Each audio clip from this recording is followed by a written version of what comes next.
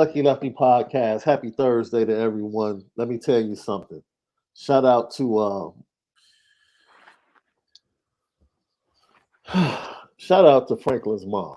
I'll just put it like that. Oh, shout out to Franklin's mom. Absolutely. Shout out to Franklin's mom. Shout out to Franklin's mom. That might have been the most selfish decision in No, you don't history. understand. You don't understand. She gave Teddy one last test. One last test. One last test. Man. And when she saw that he was a liar, she could never trust him with her son and her grandson. Because she knew whatever was about to happen was about to be some bull. What? He was about to get the bull for the money. And the United States of America was going to track that dude down for the rest of his life. That's a what if. That's a ain't no what if. You can get lost. And it was the way he said it. It was the way he said it. I would have said the same thing. I'm like, bro, wait a minute. Hold on. I'm like, what are you talking about?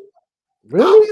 Killed him. That was 3 seasons ago. You know how dirty of a dude you have to be begging me for your life, and to create a scenario where my husband is alive in a prison in Puerto Rico, and then for me to ask in this moment, I might have the power to free you from all this. And for you to get downright dirty and nasty with me in your response, that's what we doing? Because it's so beside hey man, your chest is looking like spaghetti right now because of you. That's what I'm saying. That's on you. Wait a minute. His chest was looking like spaghetti and meatballs because of him. Looking like cheese pizza because of him. But listen, though. He's in a position where he knows Franklin isn't going to leave without that money. Franklin told him, his mom, and Leon that he said, wait a minute, what's all this? Walk away. He said, I will never give up. Hey, man. So why, when she knows the plan, ruin the plan right before the password? All he had to do was wait to say the password. Boom, you can shoot him and all that afterwards. No, I do agree with that. She should have shot him after the password. Yeah, and then her whole point was she did not believe. She had no faith that money is going to put my grandson in danger for the rest of his life. That's selfish. Because she told Franklin that. That wasn't no surprise. She told Franklin that. I'll go and if they shoot you, okay, whatever. But I'll be the last time I see you. Fine. That's cool. Mama, dog. I mean, mamas be talking. Mamas be talking, man. Please, mamas will tell you go to your room and tell you that you get on their nerves, and then make a 5-course meal within the next 30 minutes and tell you to come eat. You need to quit. Why would she do it? And then the worst part is that, okay. What do you mean? Why did she do it? You shoot the dude, and then you give up, and then it's like, okay, now you go away and you never see the family again. Oh, that's crazy. You really believe that the United States of America and the CIA was just about to transfer this money? You see, old boy just walked off and left Teddy. He didn't even check on him. He didn't check on him. He just walked off like, oh, all right. Man, the dude, Franklin set it up. That lets you know that Teddy's life meant absolutely nothing. What do you mean he was already dead? That moment. The fact that he just walked off.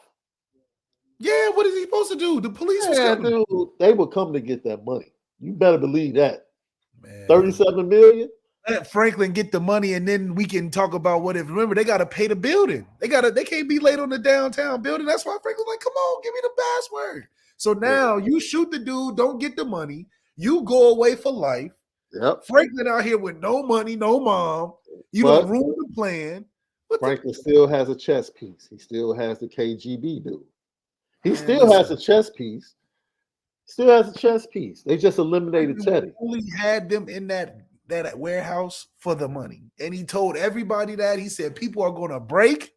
He said, we are not in the sensible time right now. Franklin is the only idiot drug dealer that thinks he can negotiate with the United States government. You tell me, you go sit down with any real life drug dealer, and they would tell you Franklin is an idiot for thinking And he Mike the Franklin people said in the in the United video, States. he said, I would have been scared if I didn't know they dropped you off. They cut him off. He was on his own. That's why the dude was like, I can't give back all of it. I only got 37. We can split it, and you run off, I'll run off. Because he was a rogue anyway. So Franklin, like, bro, just give me the money. You go back with your friends. Teddy told Franklin exactly what the United States government and CIA feel. It's not your money. It never was your money. It's our product. It was his money. It's our money. It was his. And when we get ready to take it, we'll come take it. Well, why can he not get the money first? See, that's the thing. It's not his money. He was about to transfer the money with the password. It would have been cool. Not his money. Yeah. I'm trying to tell you. It's not his money.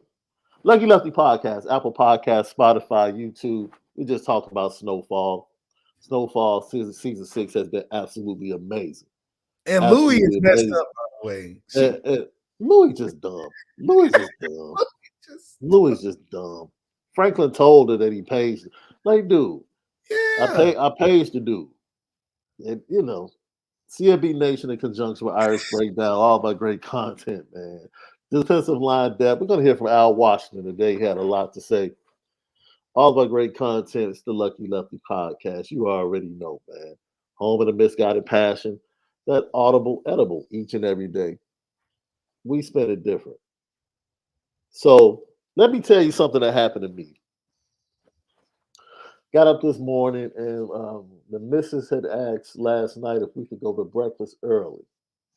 I said, sure. So we got up at 8 and we went to a little spot down in the little downtown village here. Rush on Tavern? Say it again. To the Rush on Tavern? No, the village and not, the suburbs, not downtown. And I'm sitting at my table, bro. And all of a sudden, a robot pulls up to my table with my plate. A robot? And I'm like, man, what the? like a robot on wheels. And the waitress walks up and takes my food off of this robot. So at this point, I'm intrigued. I'm like, fam, did a robot just bring my food to my table? So I watched the robot go back into the kitchen. The next robot came out and went to another table. So they have robots. This spot has robots that are in the kitchen. They place the food on the robot and put in the table number. And the robot is programmed to know the location of the table number. And goes to the table and waits for the waitress to come and take the food and give it to the patrons. Bro, I said, yo, this is too much for me, bro. That's hard. Why it was all cool until the waiter comes. They should have had the robot be like, and put it on the. It's actually, now, as weird as it was, it's actually very efficient from a business standpoint. Really? Yeah, because you put in your order, and then the cooks are in control of what goes on the plate. You don't have your food getting left up there, and the waitresses forget to come pick up the food, and it gets cold. As soon as the food is done, it's placed on the robot by the cooks. It leaves the kitchen and sits in front of the people. You know what I mean? So it really is sit on the hot plate. Right. Like, boom, I make it. I put it on the thing. Right. So you walk in, there's a bunch of robots rolling around and stuff. Damn. One almost ran this older gentleman over today. But they have a sensor. It was funny because I'm watching. I'm like, yo, is a robot about to run him over? It was an elderly man. He was walking. He was looking down. He wasn't even paying attention. And the robot stopped. like it had some type of distance sensor. It stopped, it backed up, and moved to the side. I said, I'm done. I said, I'm done. I said, this is too much, man. You said This it is stopped too, and this backed is, bro, AI is like, all it's scary, but from a business standpoint, I understood, like I was talking to my wife about it. I'm like, man, I understand this probably makes the process very efficient, right? Because once the cook puts it on the robot, hits the table number, it's out the kitchen. Now it's sitting at the table. My only thing was, What's the point of the waiter? am I liable if I take my food off the robot? Right, that's what I'm saying. Is it like covered or what is it?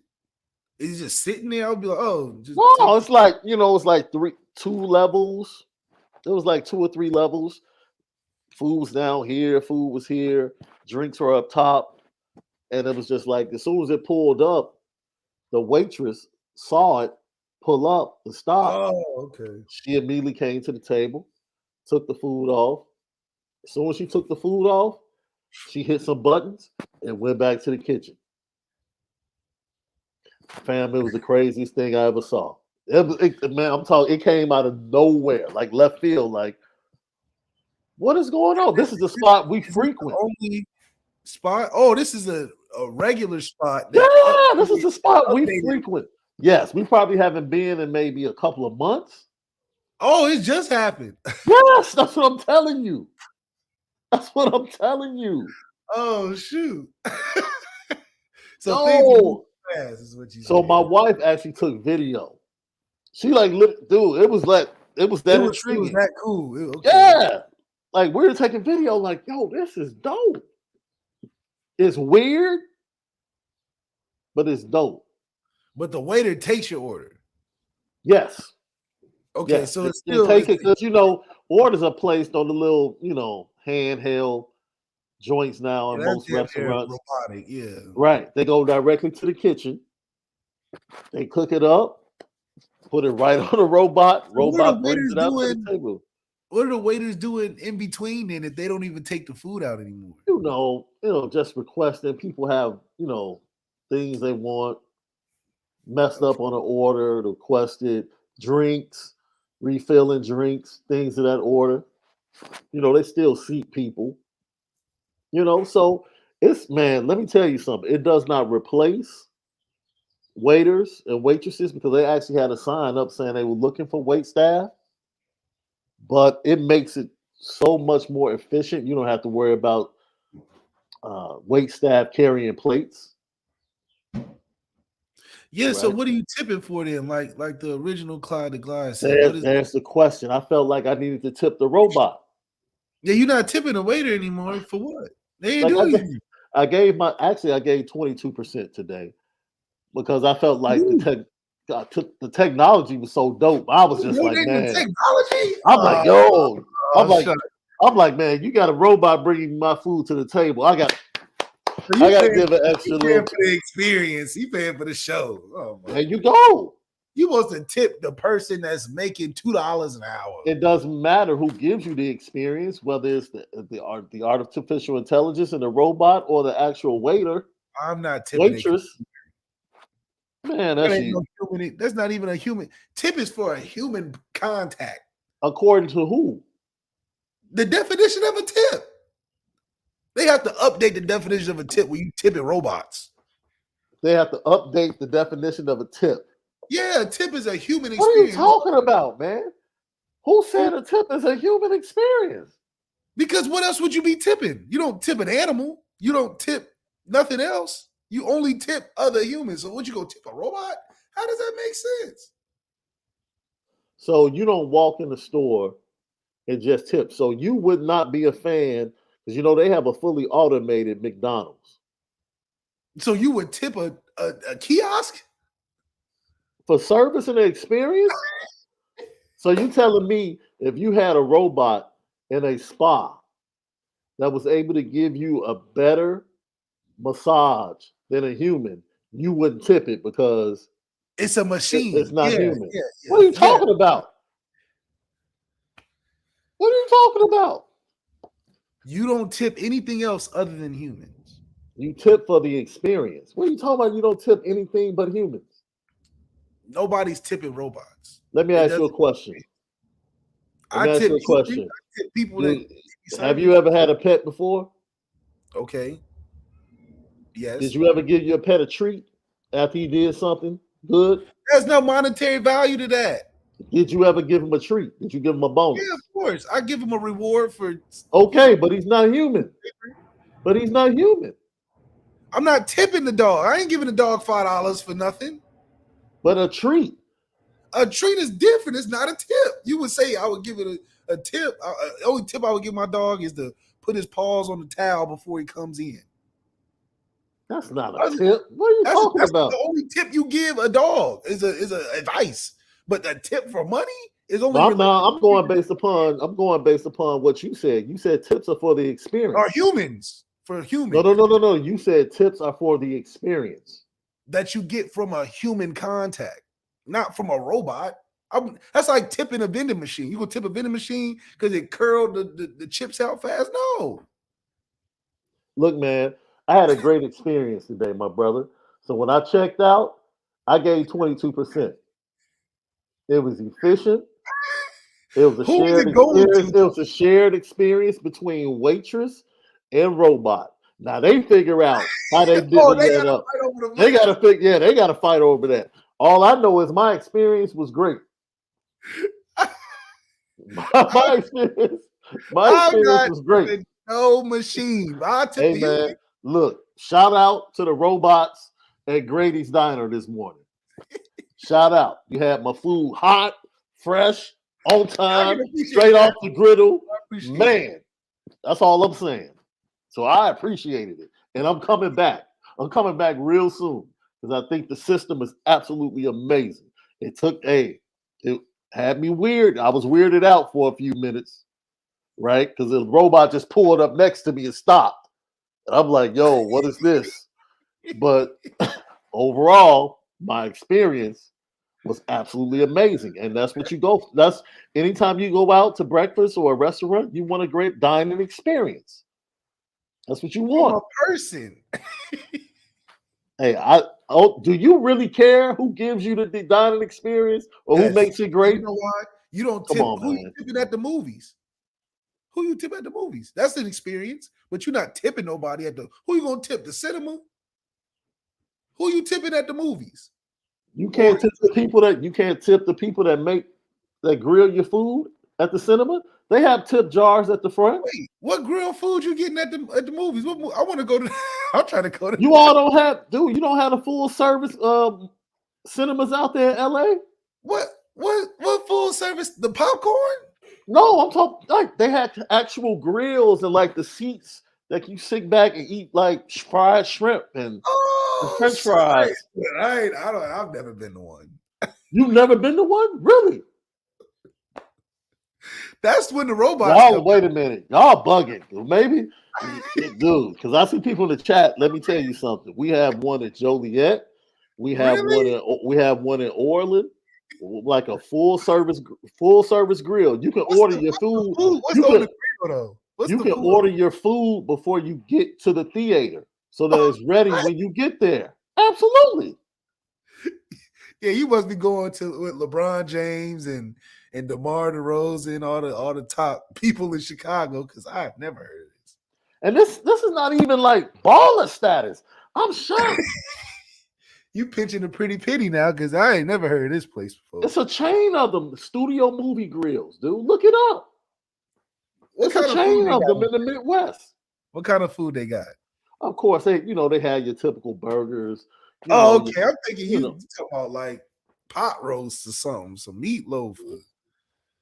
Come on, man, meatloaf. They making dinner or something. I mean, it sounds like that's an experience. It's called SMG. They have one in Wheaton. They have one in Joliet. They have one out in They talk about Shaun, you balling, man. Man, please. You This took is Magic Johnson theater idea and blew it up. this is not even like, bro. This is regular stuff. Oh, they got a full service bar, mocktails, mint juleps, They got wine, bottles of wine. Like you've never been to a studio movie grill? The only thing I've gotten from movies is popcorn, some nachos, and my icy. That's about all I get. Man, bro. So they do like the nachos, cheese sticks, cheese fries, Yep. pretzel bites, hummus.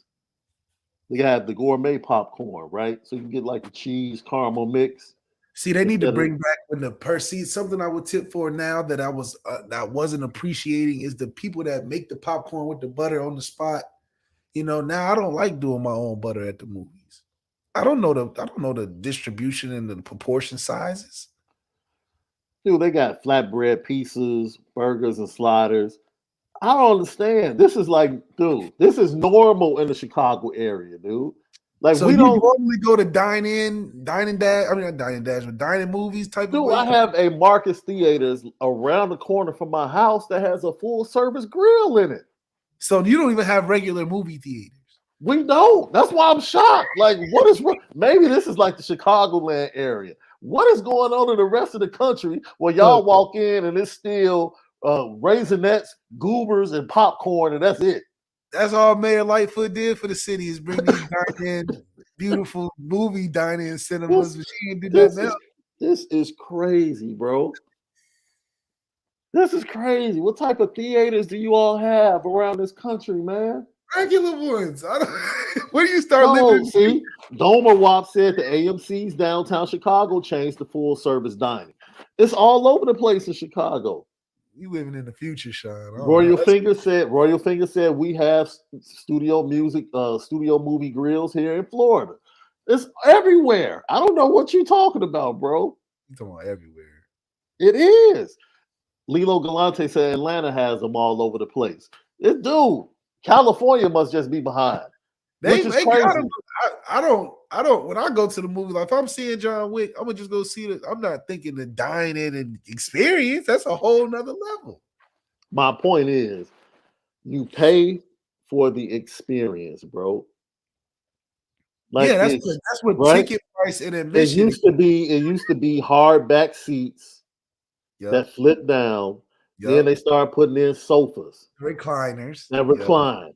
They improve the experience. You pay money for the experience, bro. Yeah, that's why the wait. The recliner. Wait a minute. The recliner improved your experience, did it not? Yeah, but I didn't tip. Wait a minute. You didn't pay the extra price? Did you not pay the upcharge? Yes, for the admission. Yes, so the upcharge was for that improved experience, bro. You pay for the experience one way or the other. I don't care how you slice it. Tip is for the additional service. I don't care how you slice experience. All I'm saying is there was because I vary tips. That's why I know because I vary the tips. So there was a combined effort. There was combined effort between artificial intelligence and human today that made my dining experience out of this world. That's all I'm saying. And what am I supposed to do at checkout? Say, man, change this 20% to 10% and split it down the middle because I don't like the other artificial intelligence experience. I don't feel like I should tip that. So just give the 10% to the wait. Don't care. Man, get out of here. Go ahead and get that 22%. Y'all figure it out. Y'all figure it out. There's only one person in the equation. Well, y'all figure it out, dude. However you want to divvy that up to your employees, that's on you. But I'm just waiting for iRobot 2 to come out. Thank you for the experience. Give me my popcorn. Thank you for the experience, dude. Hey, see, this is the thing. Josh Miller said Shaun out here tipping ATM machines. What do you think a service fee is, bro? That's a service fee. You tip the ATM machine. That's a tip. It's a charge. That's a tip. That's a tip for dispensing your money. That's exactly what that is. You can choose the tip. You can't choose the charge. You sit up here paying a $3 tip for a $20 withdrawal. A tip is a choice. Because you can tip more or you can tip more. No, that's not true. That's not true. Depending upon the place you go to, if you have a large party over 4 people, the tip is automatic. They tell you that. It's included They in tell you that. gratuity. Yes, Included, but that's it's automatic. included. I'm just telling you, it's automatic. That service fee is included in every time you take money out. Is it not? You can't get your money from the ATM if you're like, I don't want to pay the trying to talk around the fact that you pay for experience regardless of how you want to explain it. Okay. Last question then. When you go to Target and you go to the self-checkout, are you tipping the self-checkout? I'm not a Target person. I'm a Walmart person. But go ahead. Okay. Walmart had them first. Oh, okay. Go ahead. Self-checkout. Where you do all the work. Because I'm sorry. We're one of the best podcasts, bro, because we talk about some of the best stuff. Go ahead, Lev. I'm sorry. Are you tipping the person that's watching the machines if people are stealing or not? Because the self-checkout is a great self-service. See, this is perfect. I don't believe in self-checkout. You know why? No, seriously. I don't do self-checkout at Walmart. I always get in line. Okay. Always get in line. I don't like that. I don't like having young people standing there and they're just standing while everybody is doing self-checkout. Okay. I don't like that. So I'll give you something to do. You need something to do? I'll give you something to do. That's just me. That's just me. You chilling on work? Oh, I'll give you something. I'll give you something to do because that's boring, man. Who would want to stand there and just watch everybody? Well, they might not care. I'm just saying, man.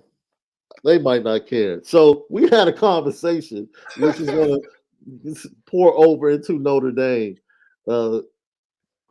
Thank you for bearing with us, man. I just had to share that story with you guys in the Nation. That was a fantastic experience this morning, man. I almost want to go back there tomorrow for breakfast. I called my parents like, man, you guys have to come here. You got to try it. And they're like, Shaun, what are you talking about? We've been to Grady's like all the time. Like, what are you talking about? Like, no, you have to come now.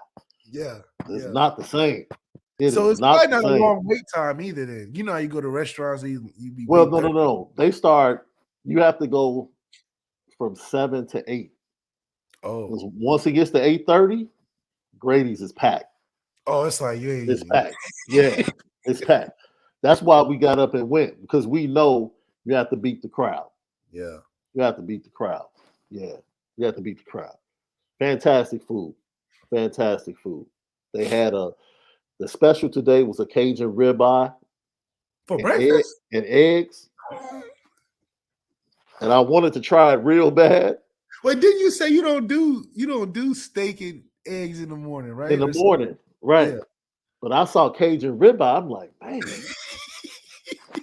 I ain't never had fire. That sounds fire. I was tempted. I ain't never heard of that before. I was tempted.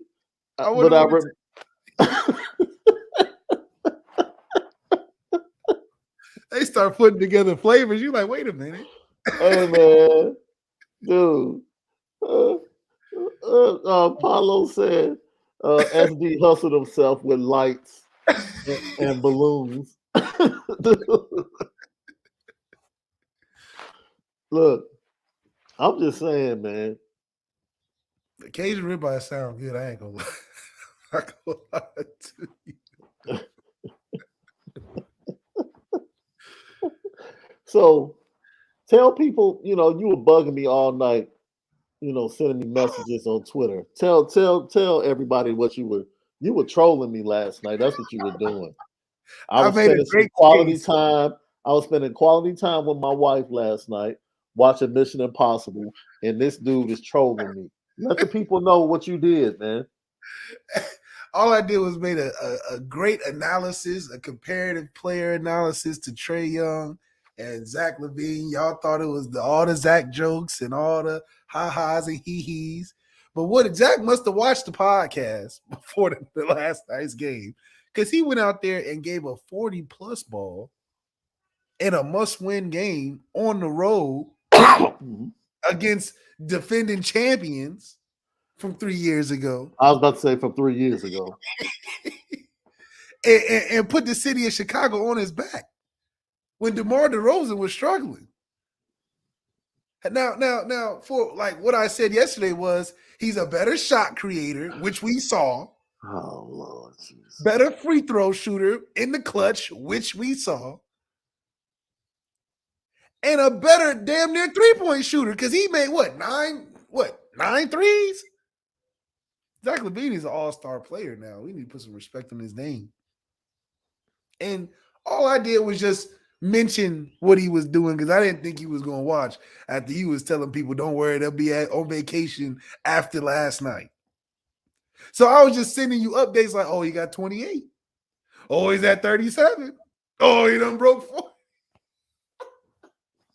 Zach LaVine is trying to go to the Eastern Conference Finals.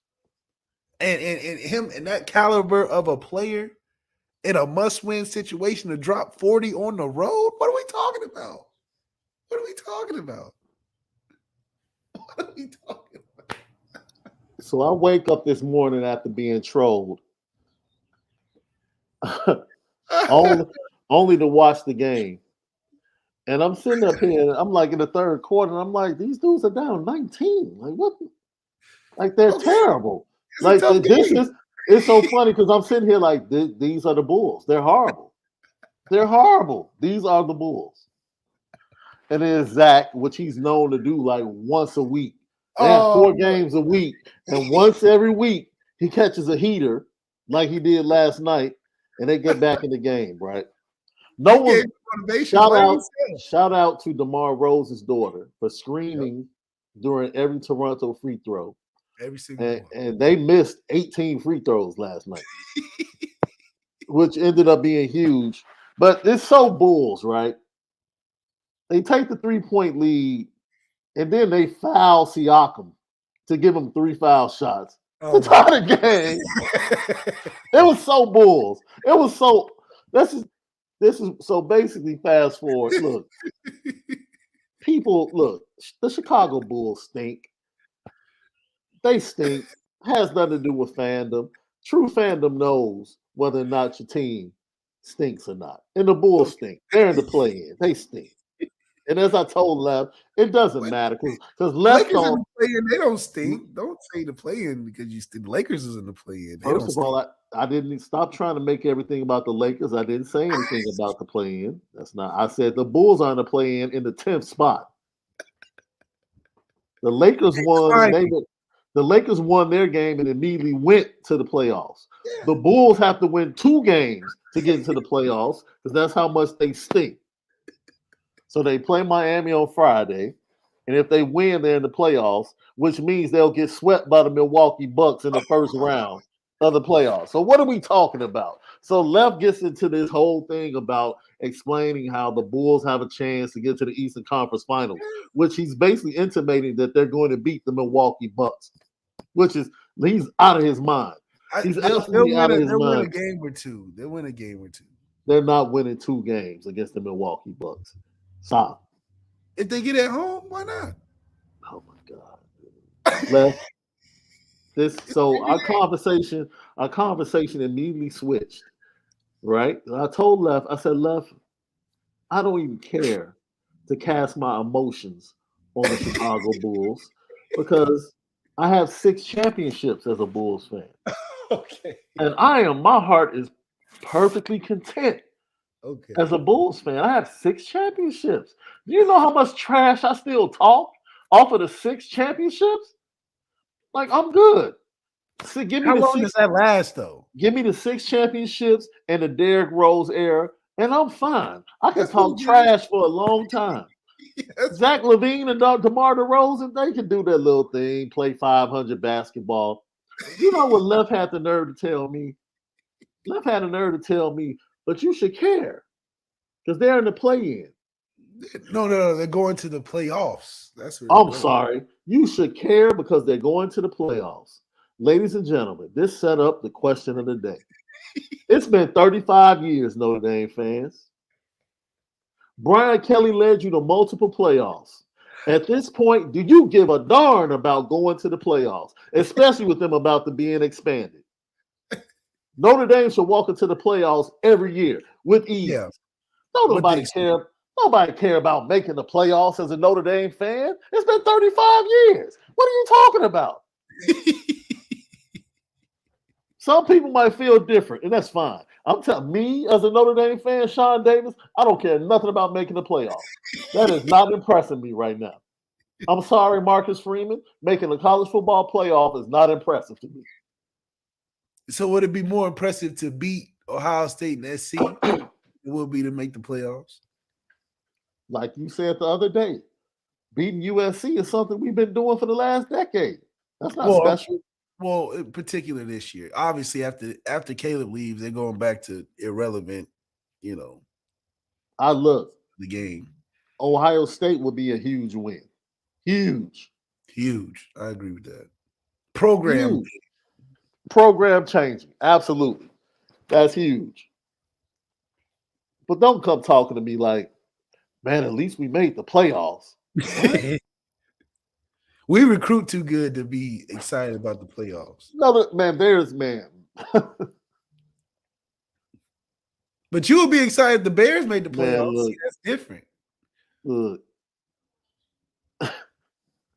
I could talk to you about the national championships. I could talk to you about the Heisman winners. All the stuff that's number one. I'll tell you all about that. I'm not sitting up here talking to Alabama fans talking about, well, man, we made the playoffs, though.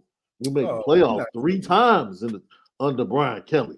We're not talking to Alabama, but we can talk to other schools. It don't matter. It doesn't matter. I'm not bringing up we made the playoffs.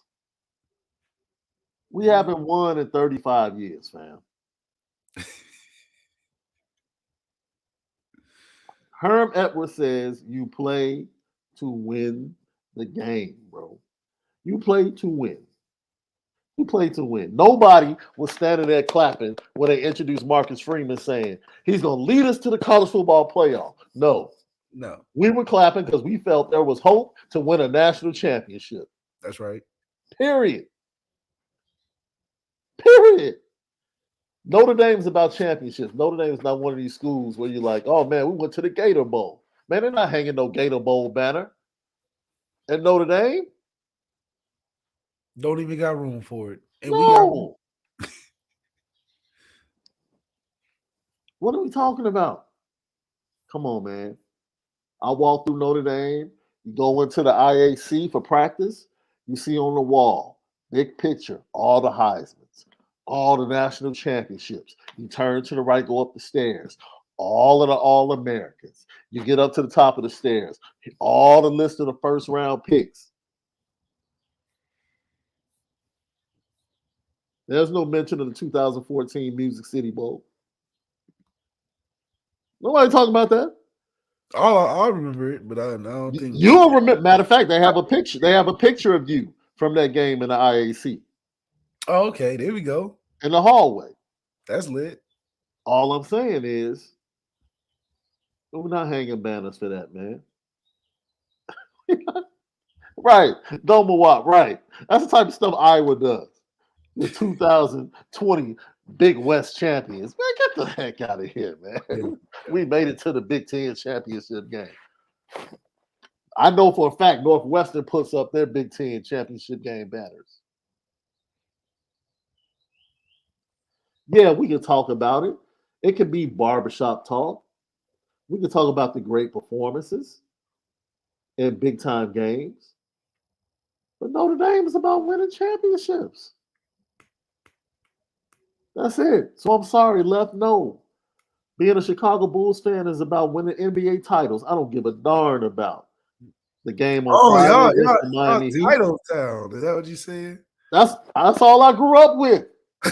You can call me spoiled. You can call me whatever. That's all I know. That's all I know. Oh, that's crazy. That's all I know. Well, the Bears will make the playoffs. I'm sure you'll be excited about that. It's not my fault that my fandom started with Steve Berline and those guys and Tim Brown, and then went to Lou Holtz going on his crazy run. I'm sorry for being born into that, Notre Dame era. I'm sorry. No, that was a good time to be born for Notre Dame football for sure. I just happen to be spoiled when it comes to Notre Dame football. So I'm sorry. No. And Every year, I expected to be one of the top 2 teams in the nation. Every Yes. year. It was an expectation. Every year. Nothing's changed for me, Left. I don't care how bad it's been. My expectations are the exact same. We need to be one of the best 2 teams in the nation. That means we need to be in the championship game. Yeah.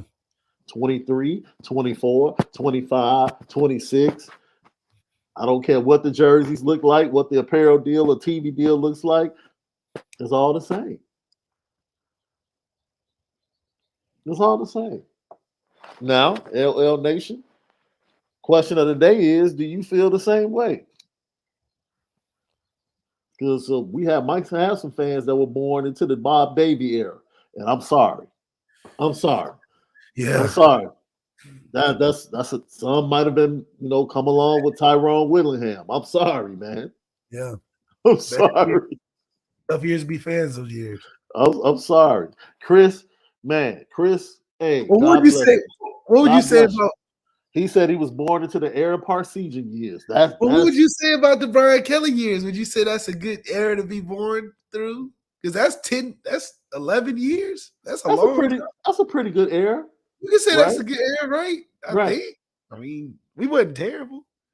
But fans in that era should feel spoiled as well, right? I think in the Brian Kelly, you could feel spoiled. Yeah. Not the Charlie Weiss era, though. Even though I think that was more hyped up than this era.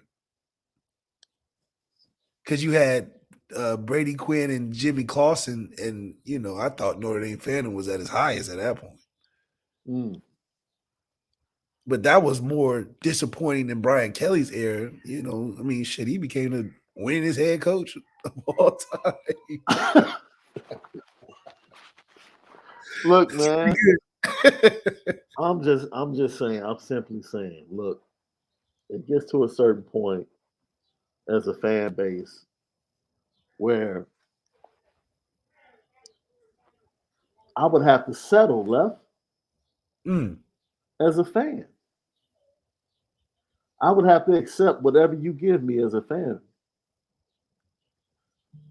So you don't believe in rebuild years? And I'm not. No. Rebuild doesn't change your expectations because you're rebuilding to win a championship. Well, that means then would that mean a rebuild could accept a non-playoff year? Well, if you're rebuilding, more than likely you're not making the playoffs. But but your expectations won't lower though. No, the expectations are you still want a championship. You still want a championship. I don't care. I want a championship. Period. I want a championship. I think it takes Marcus Freeman another year. I think we get close and then he wins it the year after. That's cool. He can win it the year after. But that's not changing the fact that I won a championship in 23. That's not changing that. For sure. We want to win this year for sure. I would love to have the bona fide guy. You know how good Alabama felt these last 8 years, knowing going into the year. Yeah. We probably got the best quarterback around. Yeah. We can really mark off our schedule some games because we know. You know what? Today's show has made me truly empathetic to the majority of Notre Dame fans. Because there is a large percentage of Notre Dame fans that have never felt a national championship. Just like in this moment, just talking about it, my heart really goes out to the large bulk of Notre Dame fans that have never felt the national championship and have only heard about it. I've only heard stories about what it felt like to have those type of expectations. And my prayer is that in the next 5 years, you can feel that. I hope that it comes real soon for you. I mean, I just really thought about that in this moment. That's crazy. That's crazy. Remember we did a show like a month ago and I asked Notre Dame fans, would you be cool winning a national championship once every 10 years? Remember I said that? Yeah. And most fans were like, no, I want to dominate. Well, see, at least if you won one every 10 years, every generation would feel what it felt like to have a national championship.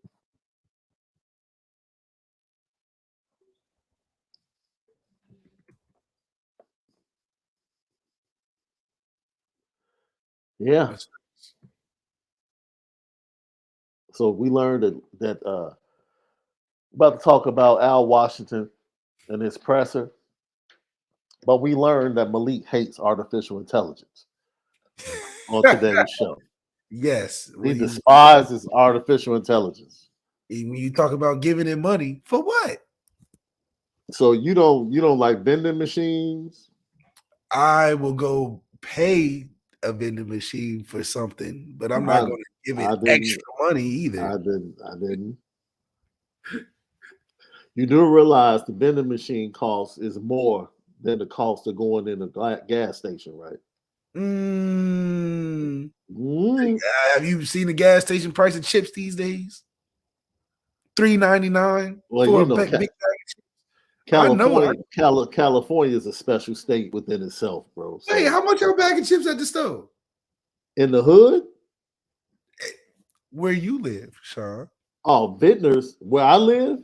Yeah. You realize I go to the city pretty much every day. So I'm in the south side. I'm in the south side. You don't get a bag of chips at the local grocery store right down the street, Shaun. Come on. Why?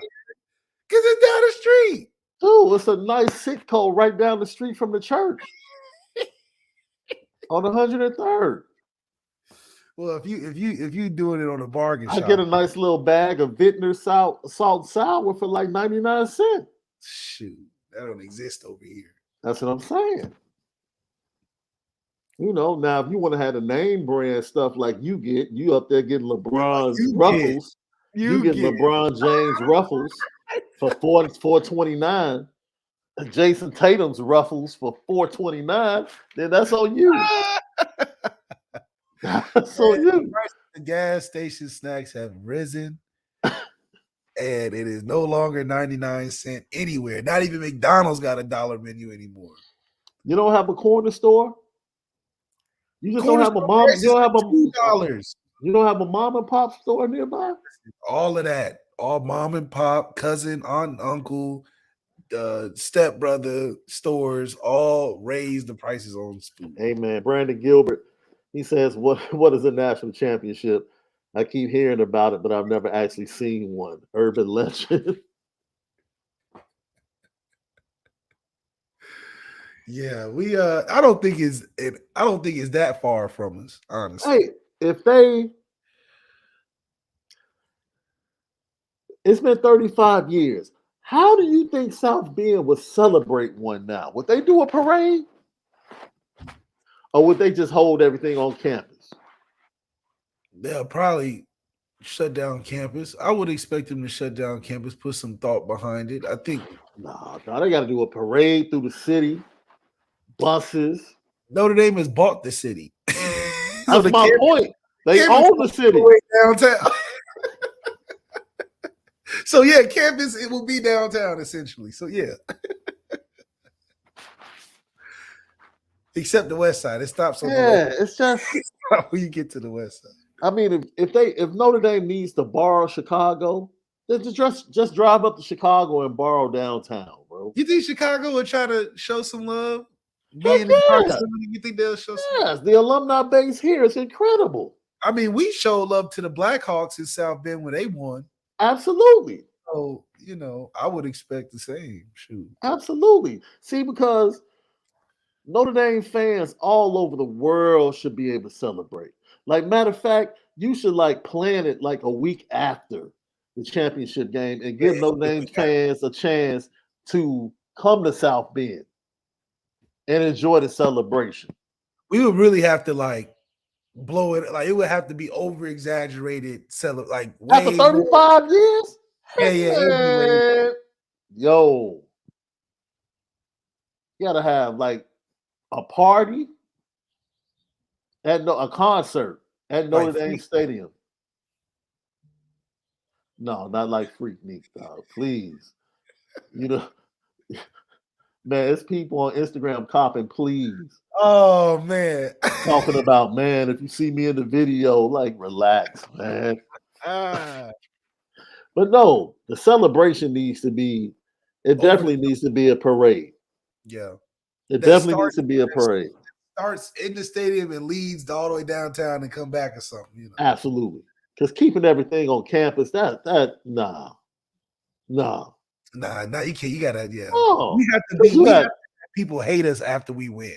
You got fans from the state of Michigan, Indiana, Illinois, Ohio that are all nearby that would gladly drive. Everybody in New Jersey, you know, Minnesota, New Jersey, you gonna have your places, Wisconsin. People will come. What they say, if you build it, they will come. Yeah. And the campus is, if you have people coming in, it's not big enough, man. It's just, why keep it on campus? No, man. Drive through the city, downtown, support, parade. Be lit. It would be lit. You think Marcus Freeman would go to the White House? Of course he would go to the White House. He would go, maybe. Yeah, he would go. Shout out to Coach Neil Ivey and the women's basketball team making history as they will face off against Don Staley and the South Carolina Gamecocks over in Paris next year. Oh, that's a game to go to. Ireland's cool. Ireland's cool, but like Paris is like, ooh, that's like it's kind of fancy now. Yeah. Hey, exclusive global tours. If you want us to promote that too, if we can get some. Yeah, I'll definitely go to that. I go to that. Because it'll be a good game too. You know, it'd be like, that's a game that that's a championship type of game. Man, I would be more excited about Ireland if we played like Georgia over there or something. That'd be crazy. I guess one of the biggest games of the year in another country. That'd be or in London or something. Man, the Bears are playing Kansas City in England this year. But the Bears got to be good first. I'm just telling you, they playing. I mean, it's going to be a beatdown more than likely, but. And Justin Fields, we trust. He just worked on that accuracy just a little bit. He got some players, though. Oh. He got some players already. They got Chase. They got EQ. They got DJ Moore, Darnell Mooney. They'll draft a couple receivers. I mean, they'll have some guys to throw to. Hey, man, we're about to talk about Al Washington, his thoughts on his defensive line and the depth that's being added there. But y'all need to step up y'all movie viewing game. That's all I do. That's all I can say. Y'all still going to popcorn only theaters, man. Step the game up. Stop being cheap. Stop being cheap. Where you live. Stop being cheap. Take your girl out for a better experience, man. No, we do the axe throwing. You don't do that? Lucky Left the podcast. Come on, man. That's cool. The axe throwing, man. Yeah, that's a new aphrodisiac. Is that what that is? Look, it's cool because you get it's a big axe now. You get the throw. Oh man, we'll be back, man. So Al Washington, as we said before, has become one of the most improved coaches on the staff, really, from a recruiting standpoint and from a coaching standpoint. And you know, when everyone was doom and gloom after the season, talking about what the defensive line was, we don't have talent. Who's going to play on the D line? And I'm like, man, have they not been recruiting for the last 3 years on the defensive line? And I think we're starting to see some of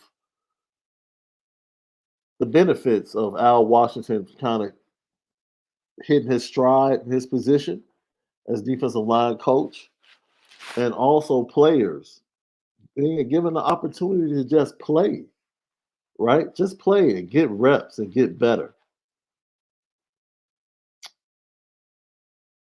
Cole, he was mic'd up yesterday. Remember I told you that he was really vocal yesterday in practice? It might have been because he was mic'd up. So let's check out Al Washington yesterday, mic'd up in practice. Mic'd up, so I'm on good behavior. You know what I mean? Let's go get him today. Hey, listen, which hand is down? Then get the left hand down. Yeah, get your right hand down. Left. Hey! Go! Go! Come on. Hit right there, go get it. Play and drive. Good job. Quick switch. Quicker, like pistons. Fire them like pistons. Pistons, that's it. Come out the gate. No matter how you feel, it's what you got to do. We got to keep working towards the goal. That's being the best. You understand me? Yeah. It starts with the mentality. Let's go. Hey, this is your team. This is your unit. Good club. No, hey, let's go, sir. That's big time. You can hump back. You can do all different types of things. Oh, he jumped you. Hey, how's about? Hey, you a youngster. He jumped. He said, let me slow his young stuff. First off, you got to be excited about that because you guys' attention. Now, let's take the next step. You know what I mean? Now we can go power. You got power, man. Yeah. It's a strategy. Elite athletes have special teams. The rest of you, like me, your ass is over there. You already know, and if you guys are getting beat up, just let me know. That's what you came to Notre Dame for, ain't it? Hey, guys, just hover right here, please. I got separation anxiety. Come on, let's hit this mother. This doggone play. Rap, mirror. Nice job. Hey, that's a sack. That's a sack! We need to be calm with it. Be calm. Just be calm. Yes! We blocked it! Yes, sir! Yes! Pretty good day, man. And even though the camera's on me, man, hey, I didn't cuss that much. Hey, I got set free one time. Somebody set me free. But it's an honor, man. We just got to keep sticking together. We got to keep building, man. Has everybody got me? Let's go, man. Bring it up. FTB on 2, 1, 2. FTB. So that's Coach Al Washington mic'd up yesterday. I told he was vocal through the drills yesterday, more vocal than usual. And it probably was because he was mic'd up. You know, he put a little extra sauce on top.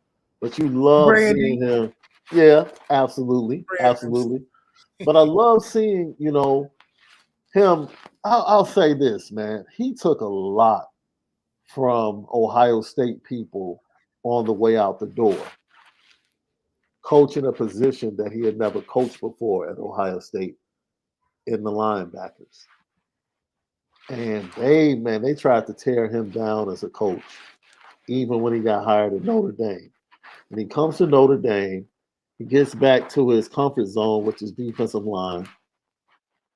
And it took him a while to kind of like get comfortable in his skin, right? Because he was surrounded by guys like O'Leary, Mickens on the defensive staff that had a track record already of recruiting and had shown that they could recruit. And Tyson Ford was kind of like in the fold when he got to Notre Dame. So he was trying to form his own way, right? But I think he's starting to hit his stride. And I think the way the defensive line recruiting is picking up, you're starting to see that. The way the defensive line recruits talk about him, you start to see that he's making an impact. And then you start to see the improvements. I want to show you in one of those clips, you saw Donovan Heinisch, Kurt Heinisch's little brother, getting the best of Zeke Correll in a one-on-one. And that's your third. That's third string. That's third string, right? The play where he was talking about that's a sack. That was the third string defensive line. That was Heinisch and that crew. That was Nana, Heinisch, Gabira, and Josh Burnham. So people keep wondering about the defensive line. The defensive line has depth and talent, man. They have depth and talent. You just have to give them the opportunity to come along. And we're going to hear from the players on tomorrow And you're gonna hear Tyson Ford talk about it. Like, man, I came here thinking I was gonna play on the outside. I was 260. I'm 295 now, trying to learn how to play on the inside. You know, you got people labeling him a bust. It's like, man, these are young men that are going through transitions, learning new positions, and learning how to compete and play at a high level. And going from high school to college is a jump. It's a jump left. And so, you know, I kind of tip my cap to Coach Washington. And I tip my cap to Coach Washington seeming to find his way. Seeming to find his way. Right? Yeah, a lot of times you just want to see a guy get footing. I think a lot about Al Washington, how I think about Coach Booker. Coach Booker went through the gauntlet. And and I mean, you know, every coach has their own experience on the staff, but I know Coach Booker went through the gauntlet.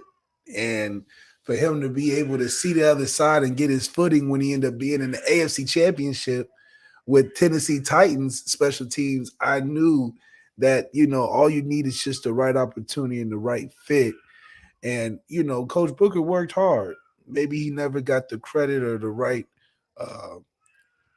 accreditation to what he was given on the special team unit. I mean, he came up with juice. He came up with different sayings. He always was prepared. But, man, he was the one guy that, like, just like those guys that be on a team and any mistake they have just looks so much louder than anybody else's. He just had that energy on him. Like, everybody would make the same mistake. He make it, it just looks so obvious. And you're like, oh, freaking Booker, of course. Like, one of those things. And then, you know, fast forward a couple years later, now he's, you know, doing big things in the NFL. So Al Washington it seems to have a similar route that it starts a little rough. You got a couple haters, a couple people that don't think you can do it.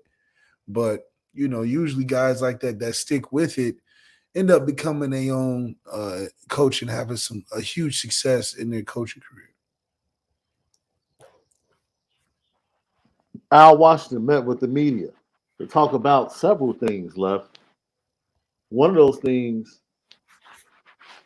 the talent, the depth. How are you feeling about your guys, Coach? We got a ton of potential. We got a lot of spots. We have a lot of guys returning that played a lot of ball last year. But we also have some guys that have really made big strides and that you may not know their name very well yet, but they have a chance to really make a great name for themselves this year. So really excited about where this group is and how we've embraced this process in the offseason of not saying nothing, just letting our work do the talking. And really it's about building the momentum to hit the peak at the right time. And that's our focus, that's our mentality. I know you have goals, but how do you realize that potential? You got to stay focused. You can't get too far in front of head, so you got to take it one day at a time. And you have to put objectives that are attainable every day. You got to get those objectives. And a lot of it's process, you know, so sometimes results will lie in the moment, but where you're headed is more important, if that makes sense. So I think it's really deliberate, but you know, if that's how you do it, you know, those things happen on their own.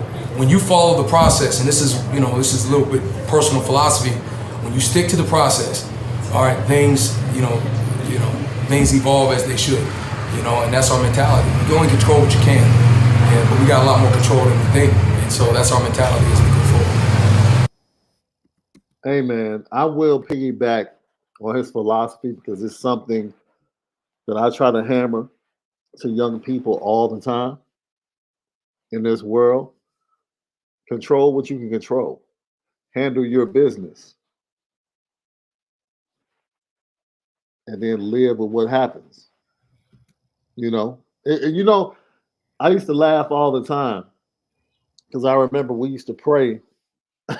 And I promise you, I'm just one of these people, right?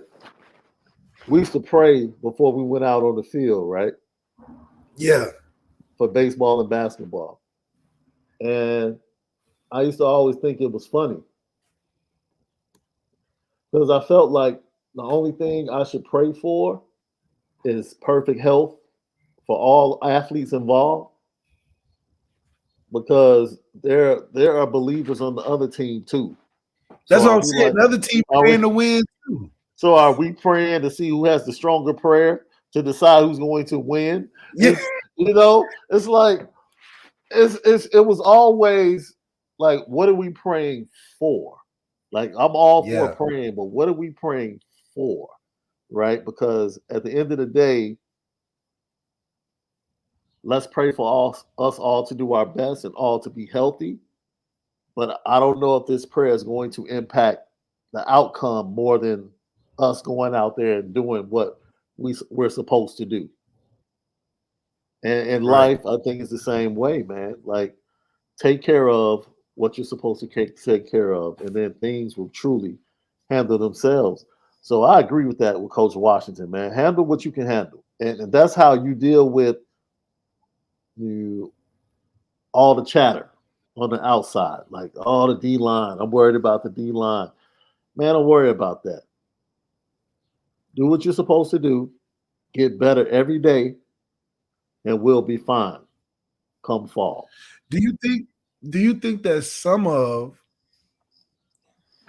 of this came from inside the camp and Marcus Freeman's expectations of his coaches on the staff and the type of effort that he puts in? He probably, wanted to trickle it down to guys like Al Washington. So maybe it was a inner circle pressure from Marcus Freeman putting the pressure on guys to be like, hey, we got to step up this year. Justin Scott, you gotta secure that. That's got to be locked in. Facts, We can't without walk question. away. No. Yeah, so that definitely probably lit a fire under him where it was very direct. Marcus Freeman been having real direct conversations with guys, since he's got there. I wish he would have had one with Tommy, but besides, maybe he did, and we just don't know. But he's definitely not afraid to challenge guys to get better, even if that's the coach's staff. I agree with you 100%. So, just to hear him talk about, I forget who it was, somebody in the chat was talking about comparing him to Elston and, yeah, they had depth, but those are Elston guys. That's like saying, yeah, Steph and Clay have 4 championships, but those are really Mark Jackson's championships. I would say it's Mark Jackson's team, but it's Steve Kerr's championship. And my point, at what point, like, dude, in life, scripture says one man planteth, one man watereth, but it's God that gives the increase, right? Okay. It's like, yo, there's always going to be coaches that come through your life that give you something different to add on to you and take you to what you're ultimately called to. Okay, that's fair. So it's like, kids aren't Elston guys. They're who they are. They're putting in the work.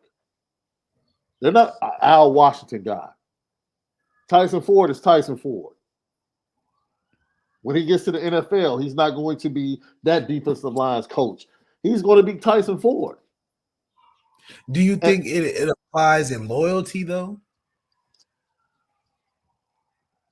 I mean, Because I think how far does loyalty go?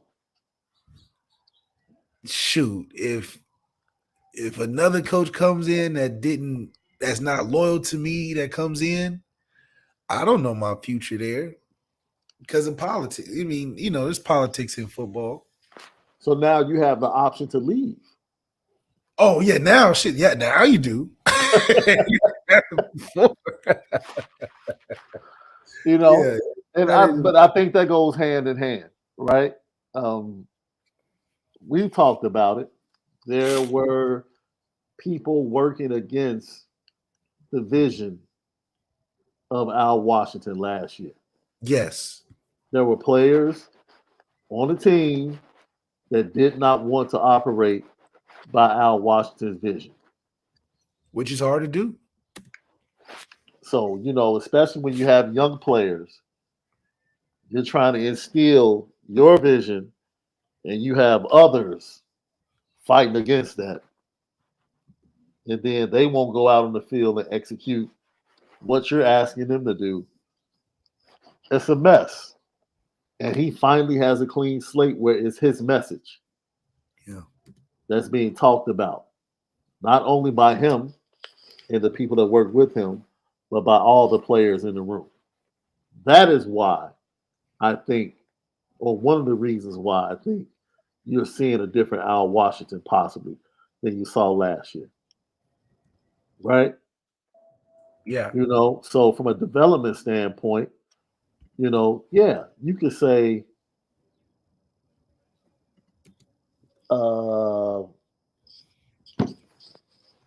that's a such and so's guy, right?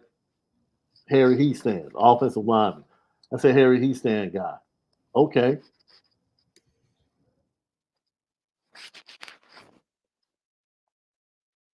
Or is that just Quentin Nelson? Because if you talk to most, this is my thing. If you talk to most players, they will tell you a Quentin Nelson story before he was ever polished. Yeah. They will tell you, oh, we knew Q was a dude before Harry really got his hands on him. That's a fact. We could just tell. So it's like, dudes are dudes. That's why you recruit. You go recruit really good players. And then you coach really good players. They didn't become really good players because they got to you. Right. You recruited them because they were really good players. And it's your job to make them even better players. So, I don't know how much credit, because it makes it seem like I'm trying to discredit coaching, and I'm not. That's not what I'm doing. But when you start having that, he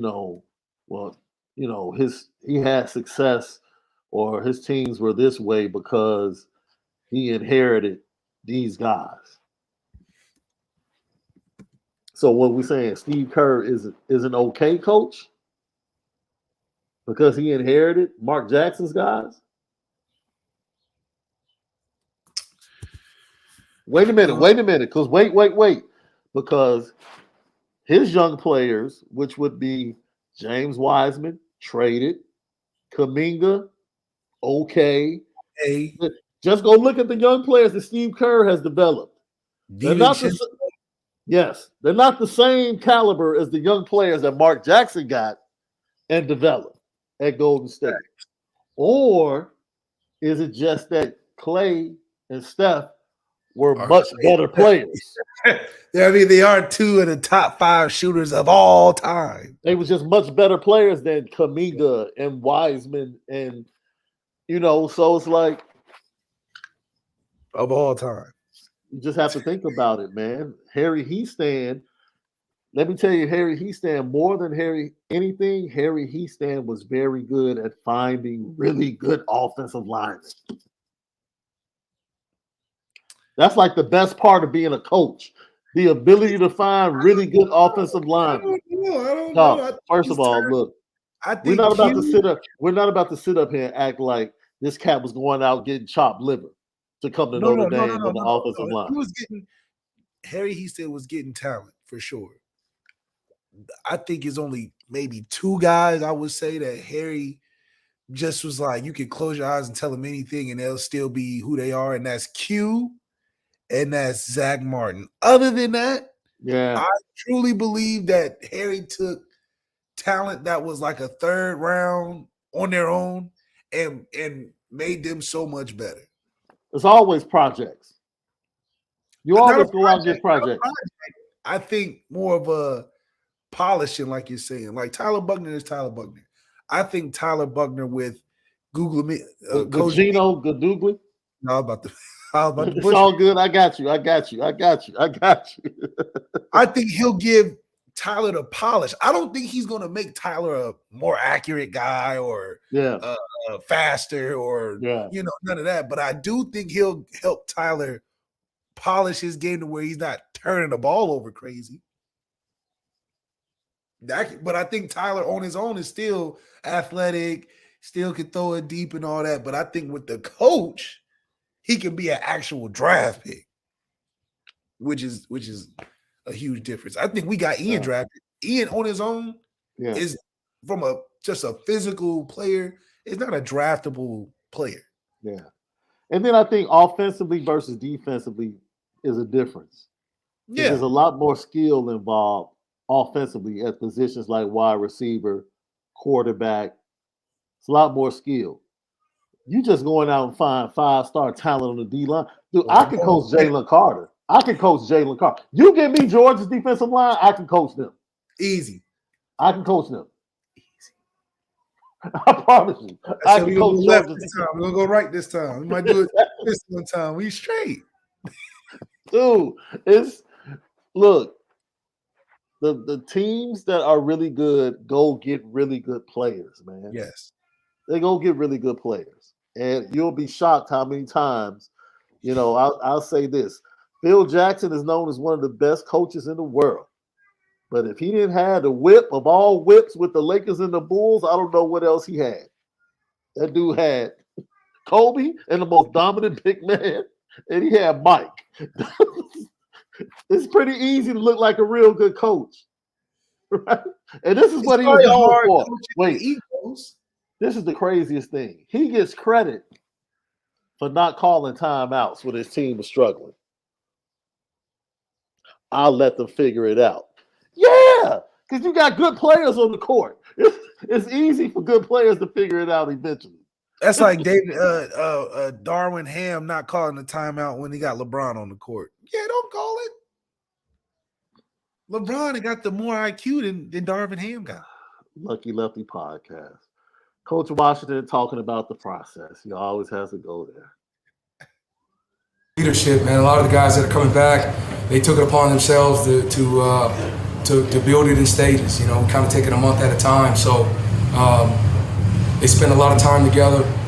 They invest in the process of executing whatever we need to execute in terms of game plan and also fundamental development. They are active participants in it, and as their coach, it's awesome to be a part of something like that. So again, it's just a mentality of taking things one at a time and sticking to the process, doing your best in that moment. Yeah. I'm with you, Coach Wash. I'm with you, man. I'm with you. Young men that are successful at Notre Dame are successful because they constantly persevere. I don't think people really understand the grind of being a student athlete at Notre Dame. And that's not to say the grind isn't similar in other places. But it's different, yo. It's different, man. I was just thinking about it. I got up at 5 a.m. to hop on the expressway to be at practice at 7:35 left. When I walked in, Notre Dame was on the field stretching left, which means most of those players had probably been up since 5 o'clock their time. Yeah, you operating on wee hours anyway, because you still gotta go to school. And you still going to school. That's the crazy thing. You still gotta go to school. And that's damn near the biggest part. You get up at 5, you get ready for practice, you go to practice for 2 hours. And then after you practice for 2 hours, you take a shower, and then you got to go to class. Hard classes. I'm ready to go take a nap, bro. I'm trying to go to class. Now you gotta set it up right though. You gotta get enough hours so after your shower, BS time, hit the training room, feel like a regular student. Then you can get them 2 or 3 classes, be done around 4 or something. But if you Got good class buddies. You work a lot of things out. Work a lot of things out. Yeah. Notes. Yeah.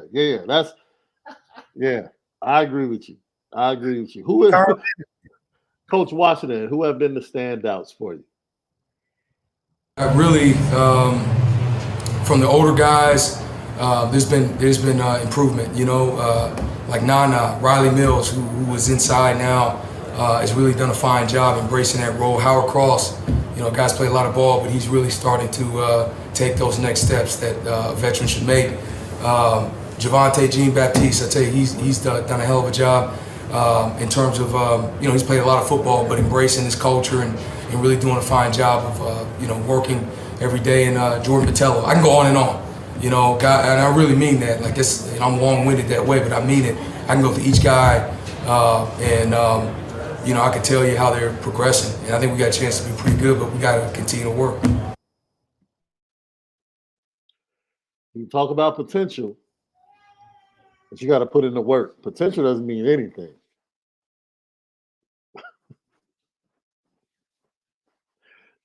Man, potential doesn't mean potential is this cup sitting here. Potential is this ball on the floor sitting here. That's all potential energy.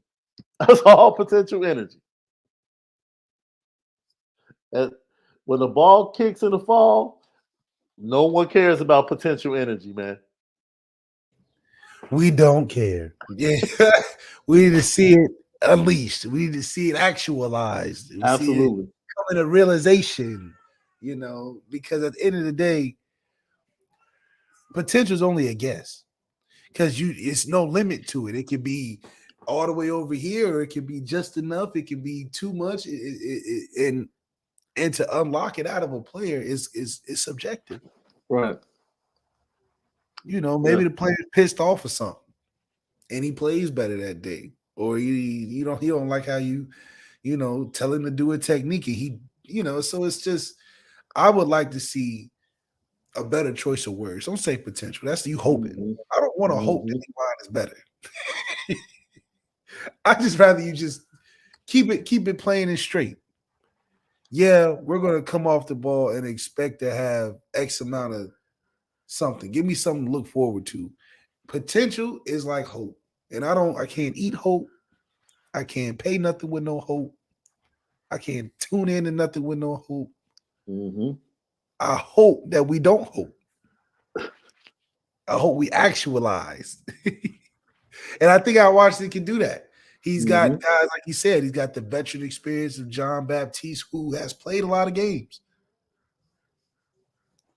But that experience is going to help him as well as him buying in. I mean, you have to buy in to even come here, to even become a player. You got to buy in. But him buying in with his veteran experience can help a guy like Jordan Botelho, who is expected to do a lot for the defensive line, but doesn't have the experience. Hell, he don't even have the amount of time spent on campus like most dudes. So that relationship right there, he can tell him things in game. He can take some of the pressure off when he's maybe getting double teamed. Because Jordan Botelho is expected to be around 10 sacks. That's just, if you're going to start there, you're expected 10 sacks. We don't care how you do it, but you need to have that as a threat. And then that will help a Riley Mills. That will help a Howard Cross, a Josh Burnham, a Nana. So, yeah, Al Washington has one of the bigger expectations out of the units on the team to show up and be an impact. I think him and receiver group, Chancey Stuckey and Al Washington are the key drivers, the X factors to the success of this season, because everything else is a foundational piece that we've molded and we know what we're getting from those areas. But those two positions right there, D-line receiver, will be the 8-4 or 11-1. I think those are the differences. Lucky Lefty podcast. I couldn't have said it any better, Left. Coach Washington went on to talk about the same guy you just said, Jordan Botelho. And just his approach, his professionalism, Like, I think he has been more of a leader, and he's been more engaged. And I think all those things kind of make sense. And this is his time in terms of, being in a role of a leader, so to speak. And I think he's just approached it the right way. He's improved that.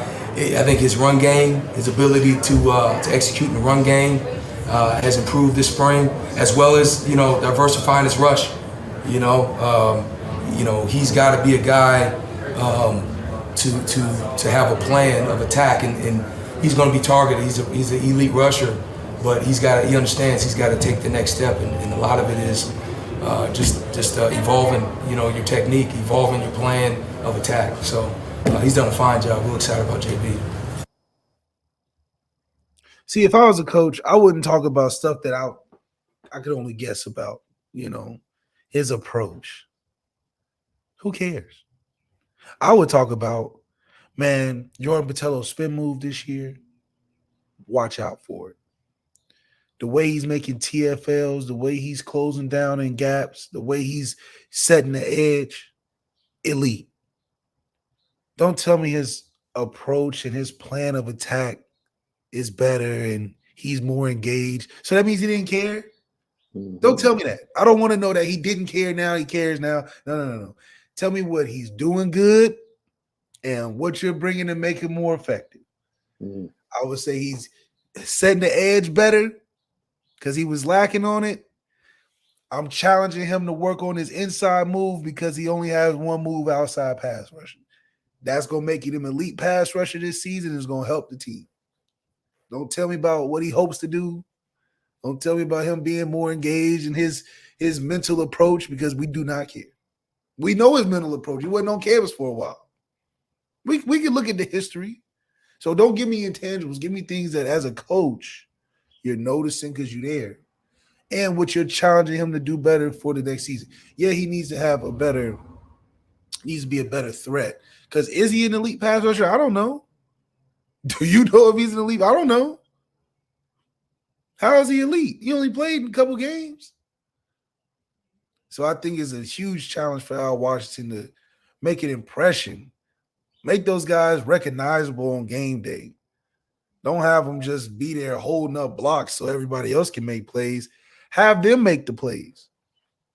They're the closest to the ball anyway. Right?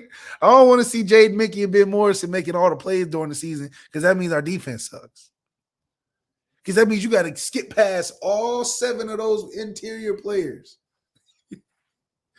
for our all-star Ben Morrison to save us. To play Save the Bacon. We don't want to play Save the Bacon. If Ben Morrison has 10 picks this year, it's a problem. Good for him. Mm-hmm. Not a problem for us. How is it that much action getting back behind us? So I am excited to see the spring game. What's the intensity of the D-line like? It would be good to see an intensity. I think if you can raise the intensity of the D-line, everything else will come together.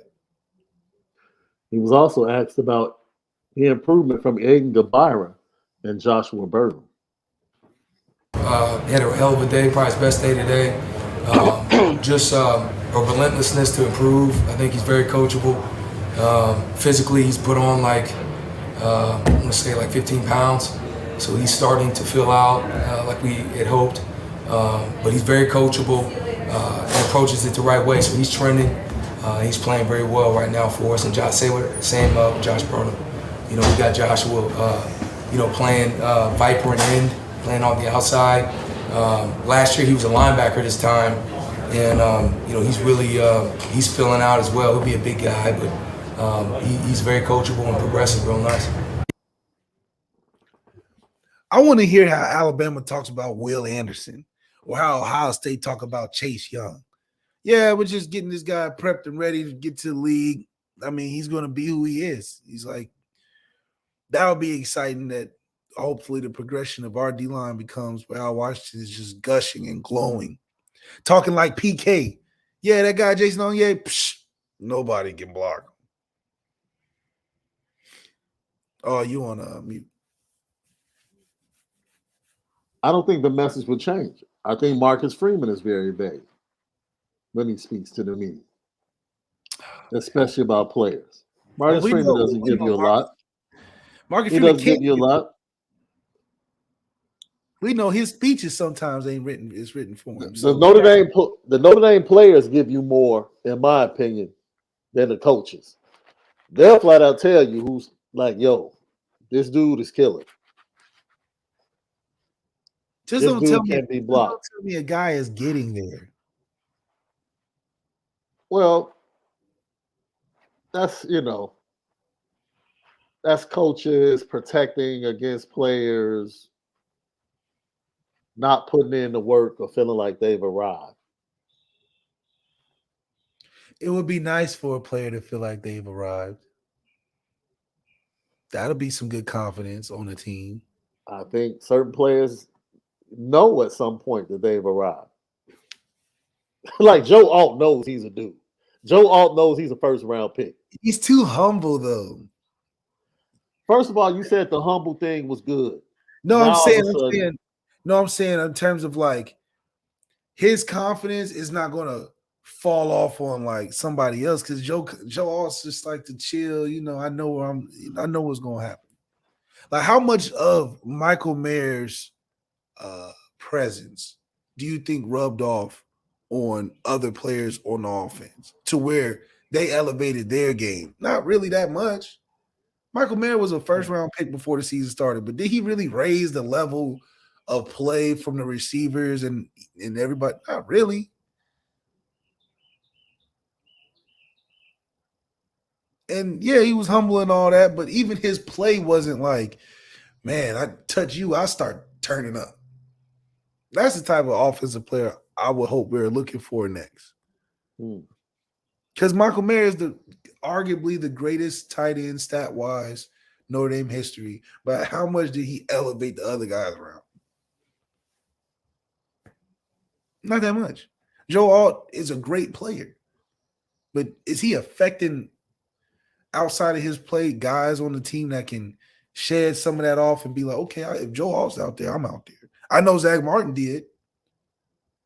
Man, that man Zach was so cool, man. It was like, man, I got Zach in front of me. Everything's okay.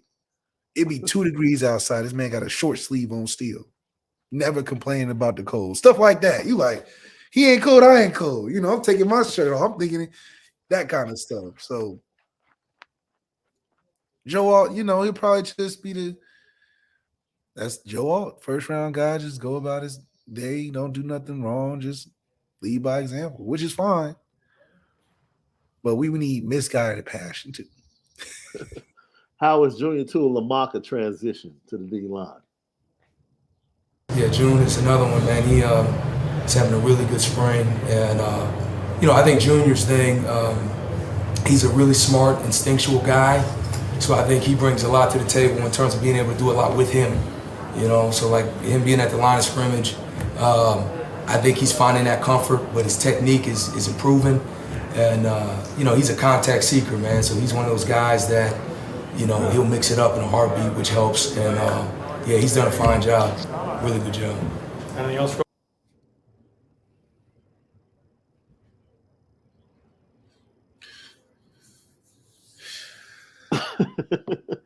Ladies and gentlemen, Al Washington, even though we've heard great things and seen great things in practice, he has not done a great job of making Malik feel good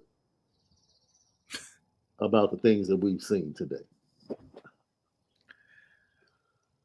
I think that we're close and we're going to surprise a lot of people.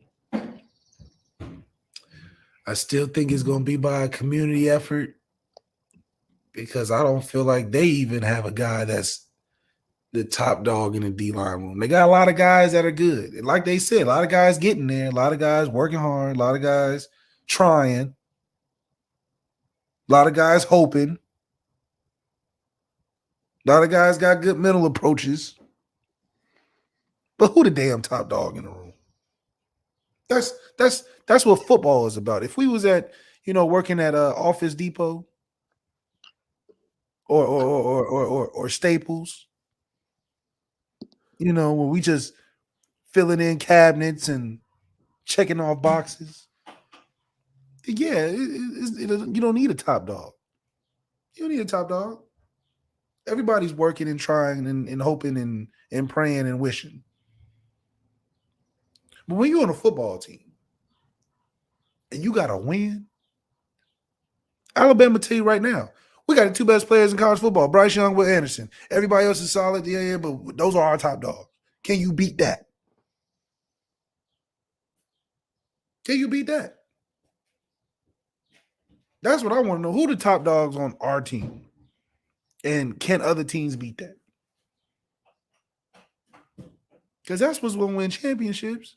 I can tell you the two top dogs on every college football team that was in the playoffs this year. And it's a no-brainer. Michigan, J.J. McCarthy, and their running back. Ohio State, C.J. Stroud, Marvin Harrison Jr. Alabama, Bryce Young, Will Anderson. Georgia, everybody. Jalen Carter. You can even say Stetson Bennett because he threw 6 touchdowns in the championship game.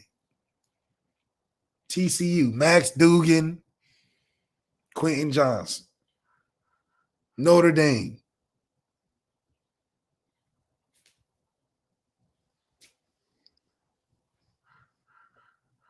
Michael Mayer and Drew Pine, maybe?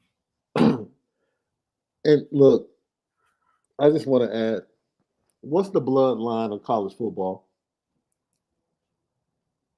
In terms of programs?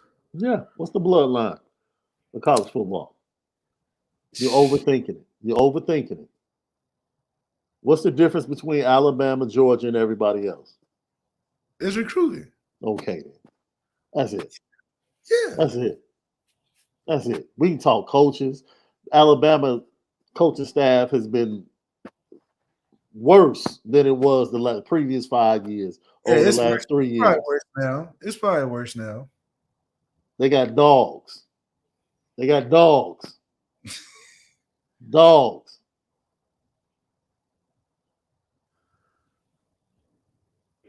We can talk development, coaches, all of that. Look, man, the bloodline of college football is recruiting, which means you find the best players. I don't care. Nick Saban doesn't think so much of his coaching that he wants to go get all middle players just to prove how great of a coach he is. Yeah, he won't do that. He would much rather go get the best players and still prove how great of a coach he is. Well, his coaching skills in big games is a little shaky now. He be giving up 500 yards in the big games.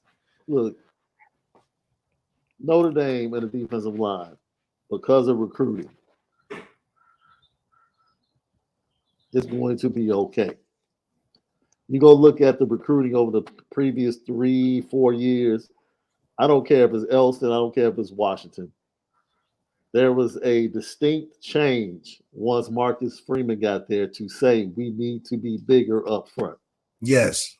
And that was with Elston in as the defensive line coach. But it's crazy because Elston had size with Diaco. Tuitt was about 6'7". Eshak was about 6'5". Lou was about 300-something pounds. Like, so something changed. Something happened. I don't know what happened. Something changed. Maybe a new defensive coordinator wanted a different type of defensive line. Man. You know, and that brings about, what we've heard. We've heard about Riley Mills. We've heard about Howard Cross, Jason Onye. Man, just coming alive. And we'll hear from Jason Onye on tomorrow and talking about what drives you. And when he starts talking about the hunger he has. Who, Jason Onye, right? I was like, okay. Because he's not your typical Notre Dame dude. He says it. I'm not supposed to be here.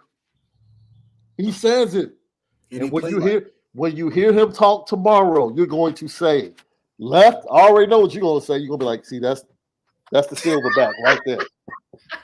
That's the silverback. There he is. Yeah. There he is. That's what it takes, though. That's what it takes. And you don't need a whole bunch. You just need in the 24 class. I can tell you the one up here on the west side of Chicago. That's a silverback. Okay. That's a silverback. We're gonna see. That's a day one silverback. You ain't right? Jay Tillery starter day one type of player. Here's the thing. Let me show you coaching. If Justin Scott goes to Michigan, he's a silverback. Wait. If he goes to Georgia, he'll be a silverback. If he goes to Colorado, he's going to be a silverback. If he comes to Notre Dame, he's going to be a silverback. You know why? Because he's a silverback. That's who he is. It doesn't matter who gets him. That's who he is. That's who he is. So let's go get silverbacks. Start some recruiting. You got to go find them dudes in recruiting. Go find them. That's the hardest thing. That's the hardest thing to develop.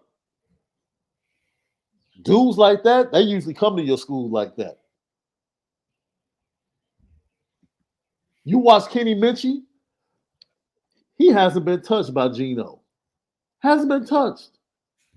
He came to Notre Dame knowing how to change trajectory and speed on his throws. He already had that in his bag. Geno hadn't touched him. Already had it in his bag. Something that it takes quarterbacks years to learn. Some never learn it. It's already in his bag. So we sit here and say, yo, that dude ate. You know, and somebody was like, oh, CJ Carr is a much better player. According to who? Because I bet you 8 doesn't believe that.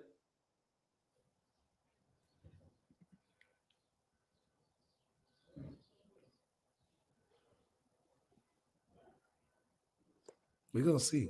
You got to get dudes, man. And hopefully we're starting to see, I think JB, as they call him, I think Jordan Botello has a chance to be a dude. Yeah. His problems have not been on field. Never been on field. Inconsistency off field. Just consistency, yeah. And focus. So I don't mind him talking about focus with Jordan Botello, because that goes beyond the football field. If he gets locked in, he has a chance to be really good. Thank you for the super chat, Just Indie Gal. Have you discussed how amazing it is that Notre Dame women's basketball is playing South Carolina and Paris? We did. We did talk about that. In Niele, we trust. You know, they wouldn't have gone there if it wasn't for Niele, man, and what she's bringing to the program. Come on, man. Well, you know. Great show today, Left. Thank you for everybody that tapped in. YouTube, subscribe, hit the like button for us. We greatly appreciate it. It helps with our views. Thank you for your comments. We respond to all Apple Podcasts, Spotify, CNB Nation, and Conjunction Irish Breakdown. It's the audio edible. That is the Lucky Lefty podcast each and every day. Home of the misguided passion. You already know. We and it different. You know what time it is, Left.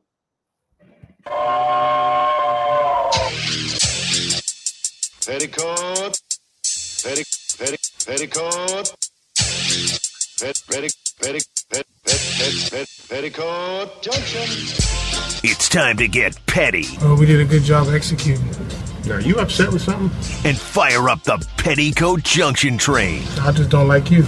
You don't? No. What is today's petty historic? Petty Junction.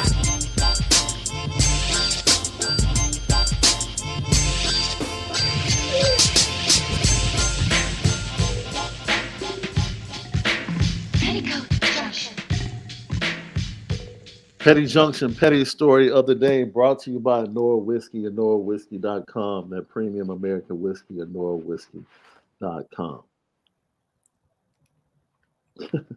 I thought you were going to throw Franklin's mom on the petty train. You know, she deserves it. She deserves it. Because who does that? That was the most selfish decision in TV history. Was Franklin Petty waiting to the last minute to tell Louis about the DEA? These guys pulling up on the lot. Yeah. See, because Louis been backstabbing him the entire show. She went behind to work with Teddy. She cut Franklin out the deal. She done got his uncle killed, Jerome. Because she was being too greedy. So he like, you know what? I'm gonna just see you sweat. He saved her. Because it would have been petty if he let her get caught. He just let her sweat a little bit. Said, oh yeah, they outside your door. You better run. Yeah. But his mom, man, listen. Pick one. You can't have it all, Mom.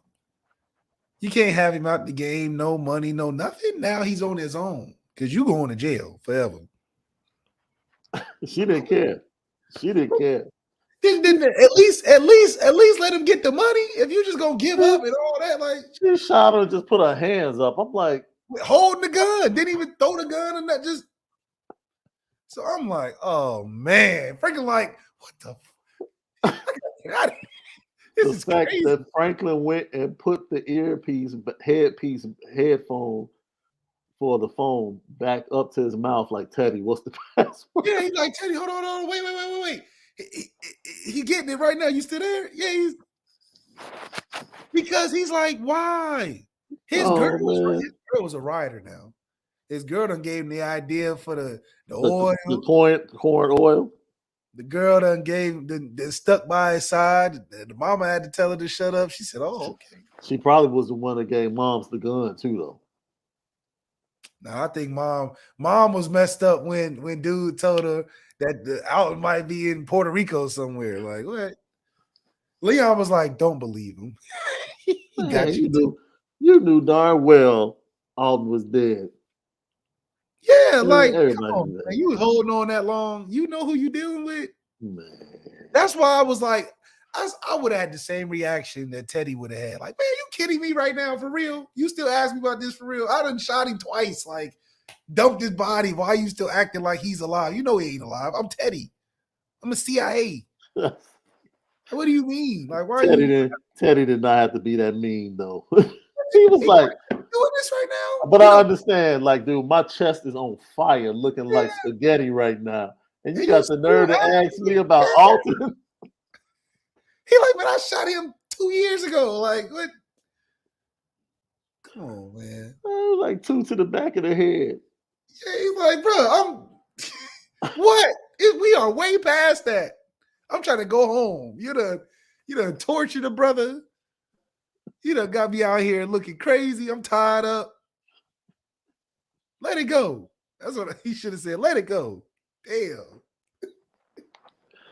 So the Toronto Raptors on the petty train for giving a game away last night. Up 19 in the third, missing half of their free throws, which is just that's bad. Horrible. And I see Troy McIntosh. I see what you guys are talking about. He said, we need Tyson Ford, Onye Mills, Botello to step it up. I wouldn't even say step it up. I'm just saying let's play. Get out there. Get on the field. You don't need Tyson Ford to step it up, man. He's a freshman, man. Yeah, like, that's what I'm saying. If your sophomores and juniors and seniors can't make plays, then there's something wrong with your recruiting. Period. That's like we need Kenny Minchie to step up. What? I need Kenny Minchie to do exactly what he's doing. We need Josh Burnham to step up. We need Drake Bowen to step up. Like, dude, there's just no respect. The kid just played outside. He's learning a new position, added 35 pounds to his body. He's trying to get used to that and trying to get used to a brand new position as a freshman. And we just want to put it, he needs to step up. That's not how it happens. The only people that need to step up, which is why I think Notre Dame is good for not doing it, is guys that getting paid like Nico Imavlita. He need to step up. I'm paying you $8 million. Step up right now. You better step up. Sam Hartman definitely needs to step up. And we Oh, will he talk got about the it. fucking thing? Sam Hartman needs to step up. We I talking about forgot needing to about step up. I forgot about Mr. Dove Cares. Mr. Lotion Man. That's why he's going to lather everybody up. We want to talk about people that need to step up. Sam Hartman needs to step up. That's right. With all his potions and soaps. Absolutely. Deion Colsey needs to step up. Right? Dudes that have been in the system 2-3 years, they need to step up. But Deion did say he was hungry now. I'm sure you are because you need to add a little weight. But I know you look on the field. All right. I'm just saying, man. That's a lot. It's a lot of people. Riley Mills needs to step up. Riley Mills, Chris Tyree. Man, it's a long list of players that need to step up before I get to Tyson Ford. A long list. Tyson Ford at the bottom. Tyson Ford like 50, 60. Tyson Ford, hey, at the bottom of the list. Learn how to play the position. Yeah, you in step one still. You ain't even. No. You talk about your third string defensive tackle. Like, no, you have 5 defensive tackles that are veterans before him. They need to step up. If we put you out there, that's good. That's a Absolutely. positive. You make it on the field, it's a positive. Thanks. But Nana and all them other ones, Riley Mills has no excuse. He none take a ladder up. None. For real. None. If we get something from Josh Burnham and Tyson Ford, that's icing. We're stealing. It's like, that's we can recruit. That's icing. Icing. Well, you want to talk about people that need to step up? Sam Hartman. Step it up. Wagner, Cosley, Tobias Merriweather. Oh, man. I got a list of dudes that need to step up. Lorenzo Styles. I mean, Clarence Lewis. Step up. Cam Hart. Stay healthy and step up. Yeah. We got a list of cats that need to step up. Tyson Ford. The babies, let the babies be the babies. Let the babies be the babies, man. They only get a year to be the babies. Let the babies be the babies. Man, the babies give you having the babies has perks. Yeah. You get the coast. JD Bertrand needs to step up. His shoulders should be heavy. He should be doing this all around the goog, holding it like this. I got to carry this thing. My shoulders are heavy from stepping up so much. Prince Collie need to double it. You need to take ownership and really be carrying the ship. Man. No excuse that you ain't got enough time yet. Coach Vic said JD needs to speed up. No, straight up.